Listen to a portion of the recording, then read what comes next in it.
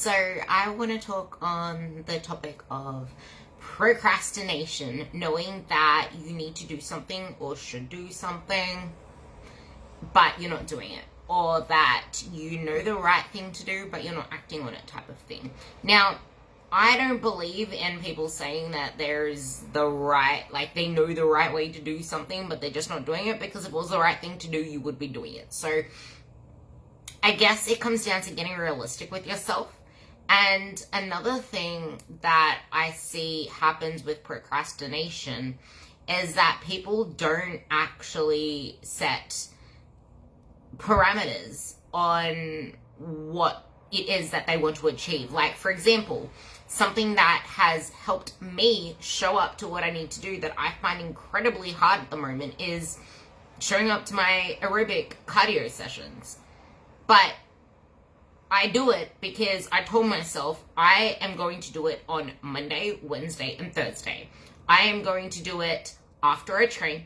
I'm going to do it for 30 minutes. That's the minimum thing. That's the minimum target that I'm aiming for. 30 minutes, 3 days a week. Is it realistic? Yes. Is it specific? Yes. Another thing that people don't actually account for, I spoke about this in my live video on Instagram this morning, so if you didn't go watch my live video on Instagram this morning, go watch it.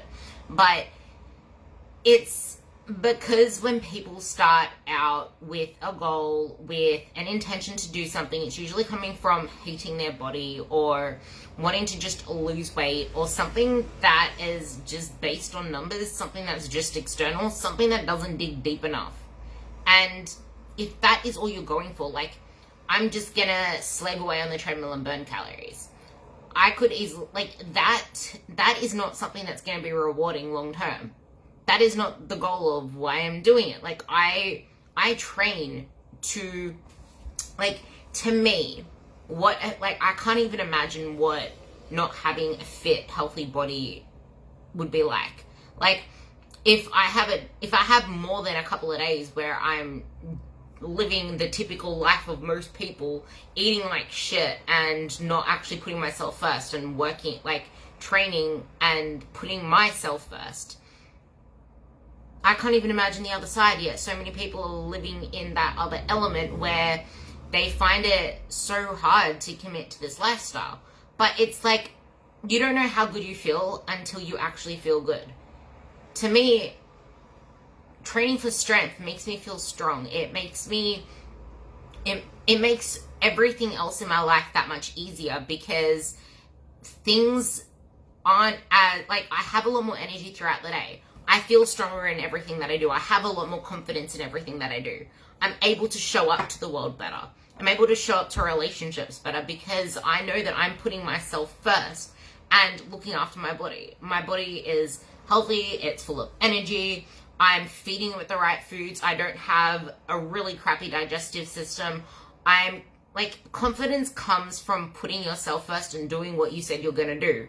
People that struggle with confidence, it's usually because they live a life of not putting themselves first, and everything that they do has them feeling overwhelmed, like like procrastinating all the time, feeling like they aren't in control of their body or food, or they aren't able to manage their emotions properly. They're not able to live their fullest life. That's usually what lack of confidence comes from. And because you're not putting yourself first in the way of, I know what I'm doing and I am in control of the way that my body moves, the way that I can feel my body, the way that I can move my body. And that breeds so much more confidence into everything else that you do, because you don't feel like life is controlling you anymore. But anyway, back to my topic of procrastination. We don't like setting limits or targets to do something because we fear that we might fail it or not show up. I'm going to wake up at this precise time and make sure that I do this precise thing before I sleep. You won't set specifics because, oh, what if I fail? Oh, yeah, well, I could easily do that today, maybe tomorrow, but I won't continue. I never do. I always fall off. And with that, not setting, like, I'm going to go to the gym I'm just going to go to the gym 3 times this week, or I'm going to try and make it to the gym this week, or I'm going to go to the gym this week. Not actually putting tangible measures on that, because what if I don't show up? Yeah, well, what if you do? And what if you don't? Your brain, your thoughts, the way that you approach the alternate is all in your control. It's you creating the thought, you creating the shame and the guilt around that. And I see this a lot with emotional eaters, where it's just like, I'm not going to eat much throughout the day. I'm not going to stick to my meals throughout the day. Because what happens if I binge at night anyway? Yeah, what happens if you do? You're creating the guilt and shame around that.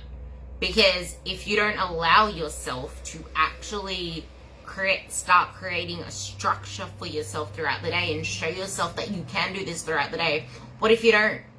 What if you're actually feeling satisfied throughout the day? And what if you do?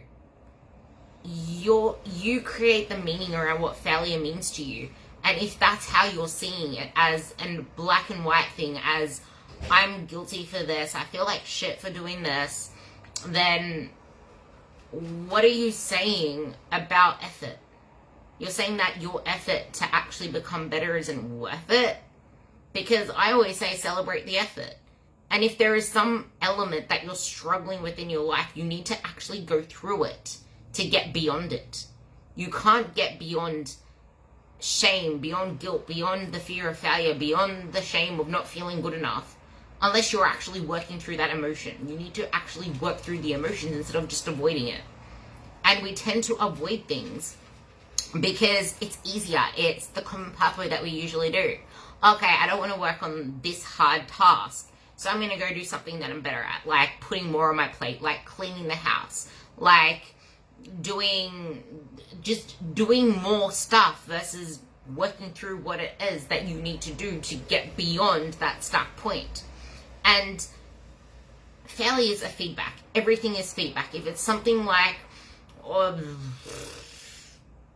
say you do well 5 days a week, not 7.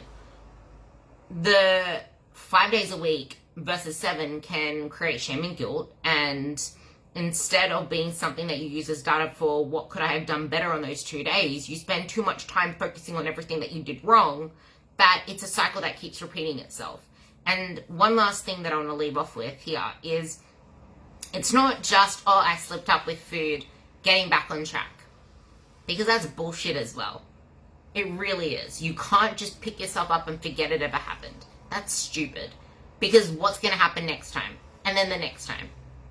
That's another thing that we just avoid doing. We avoid sitting with the feelings that led to that moment. Okay, why did that happen? Why do you feel that way about that event?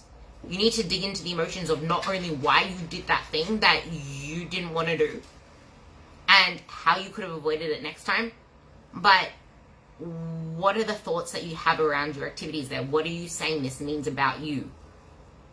Is it that I'm always a failure, I'm not good enough, whatever? Because every single feeling that you have, every single thought that you have is feedback, it's information, it tells you more about yourself.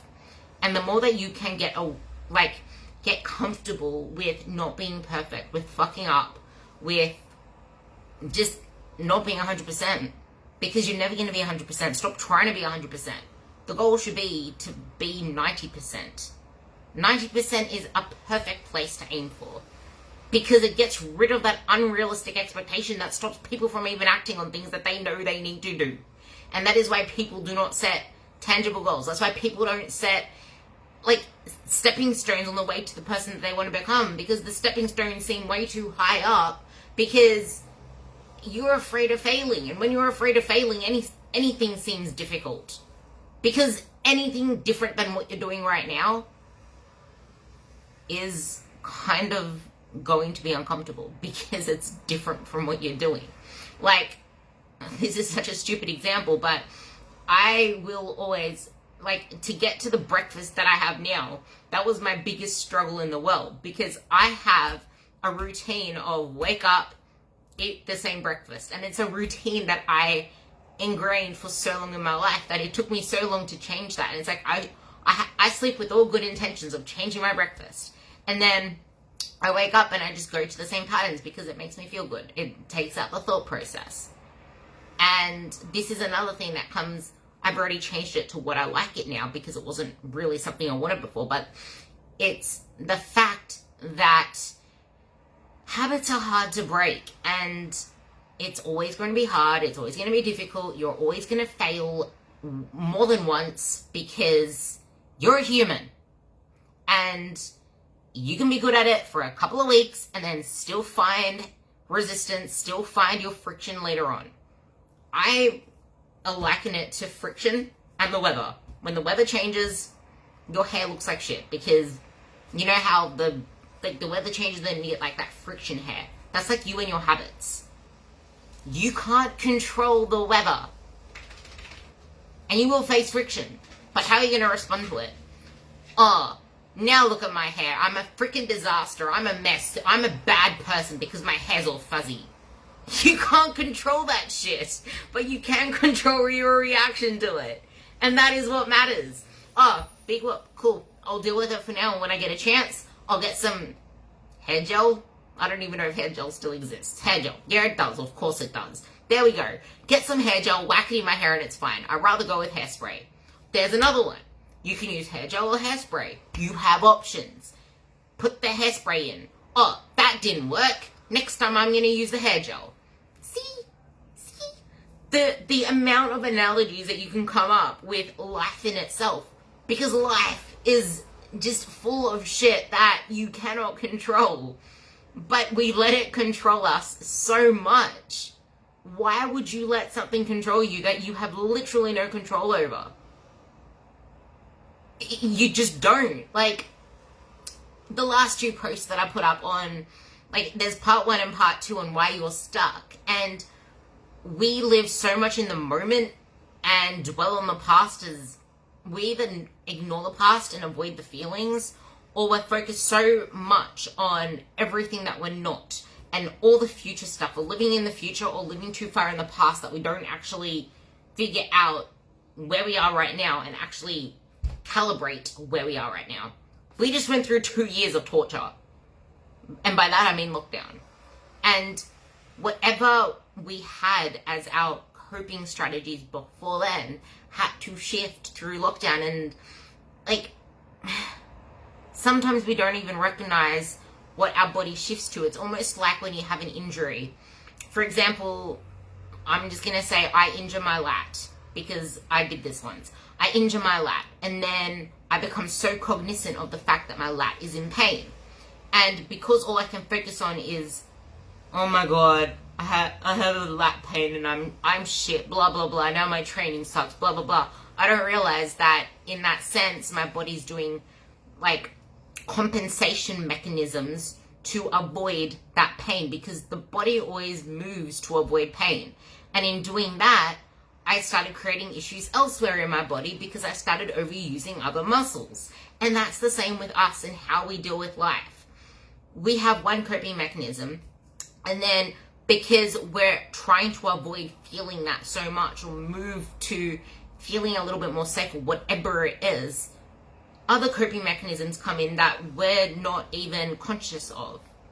And it only shows up when we start to have this negative self-talk. That's the only time it shows up. Oh, I must be bad because I did this. Oh, I failed because I did this. Oh, well, I only did blah, blah, blah, but I didn't do blah, blah, blah, blah, blah, so I suck. Well, no, because you still did blah, blah, blah. And maybe you don't actually need to do blah, blah, blah, blah, blah. And that's just the unrealistic expectations you're putting on yourself. This is life. Like, no one actually realizes that this is life and time is passing regardless. You are putting so much focus on being so perfect and nailing everything to the point where you aren't even experiencing the process. I used to say trust the process. I say trust the process, yes. Trust your process and stop overthinking everything. But you can't just let the process run on autopilot because your autopilot settings are bullshit. You need to put effort into it and then trust your effort. Trust the work that you're putting in. Trust the process, trust your process, but you still need to work. You still need to do the things. And I don't just mean physically, I mean mentally, because the mindset is the biggest part. If you physically move, think of it like a friggin' nut. That's the way that I speak about it on the podcast anyway. You don't eat the nutshell, you eat the nut. And if you take the nutshell away, you get no substance from eating a nutshell. The substance is in the inside. So you can't just change the physical, you need to change the mental. And the mental is the inside. The mental is the stuff that gives the substance to the life. So you need to move both the physical and the mental in whatever direction you go. That's the work. And you need to trust the work.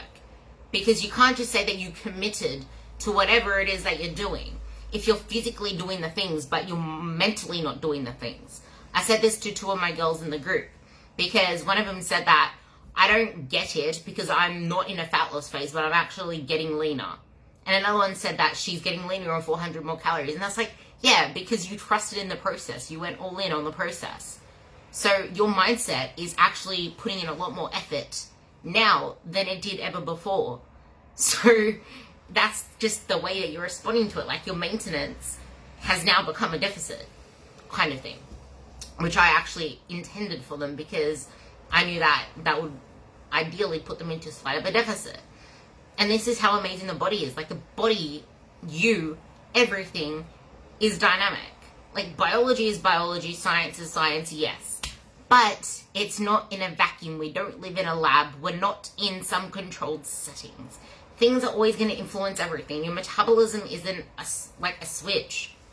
It's a dial. Like it is literally the reflection of your internal and external environment. It is a dial, not a switch. It's not, okay, you're a calorie deficit. Okay, you're a calorie surplus. No, it's a dial.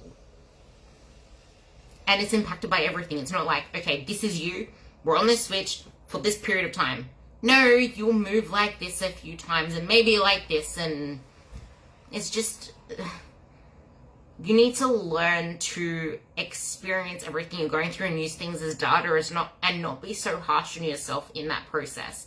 Because the harder you are on yourself, the more you're going to procrastinate from doing the things that you know you need to do to actually enjoy and experience life as it is and still get results. Because something else, I was meant to end this ages ago, but I'm going to say this last bit. Something else is that you see people pushing dieting, pushing these extremes, doing whatever they need to do, and then they fuck it up or it fucks them up, and then all of a sudden they're anti-diet. But that's not the way it is. It's just that weight loss is never the goal. It's something you do on the process to get to the goal. And the goal is something that is greater than yourself. Whether it, because you can't just, like the goal can't just be weight loss. You can't weight loss yourself to your goal body. And you can't just keep losing weight. Like, honestly, you'd be like Benjamin Button, but in weight loss form. And then you just turn to dust. But in weight loss form, not in age form. That's actually a really cool analogy I thought of. Like, you can't be a weight loss Benjamin Button. Like, you just poof. That's the way that people think without realizing that that's the way people think. It's not that. It's, you can have the results you want physically, but you'll never actually have them if you aren't mentally there either and enjoying it and experiencing life in the process. And actually, it becomes so much easier. Like, hello. I was that person that was so adamant on I needed something to motivate me. I needed something to make sure I did the freaking things because I wasn't enjoying any of it. Like, I did until I didn't because it turned into a chore. It turned into something where I was always feeling like a failure. I was always feeling like I wasn't good enough. I wasn't doing enough. I'm not suffering enough, whatever it was. It took me years to get out of that mindset. Years. And this side is so much brighter because I'm keeping the results. I'm actually getting even better results. And I'm not feeling like it's a punishment or a chore or something that I fail at if I go over one day or not do enough one day. Even though it's literally just something that I consciously want to do all the time. Because it makes me feel good. And there's a difference between doing things to feel good and doing things for the sake of doing things because you don't like where you are at right now. And because if you don't do this, you're going to feel like a failure, you're not good enough, oh no, I'm not worthy anymore. Like, that negative self-talk is what holds you back, and that's what stops you from doing the things you know you need to do when you need to do them, which is why I know what's right, but I'm not doing it is not actually the right thing to do. You need to slow down and create a clear pathway, mentally as well as physically, so that you can actually be kinder to yourself in the process.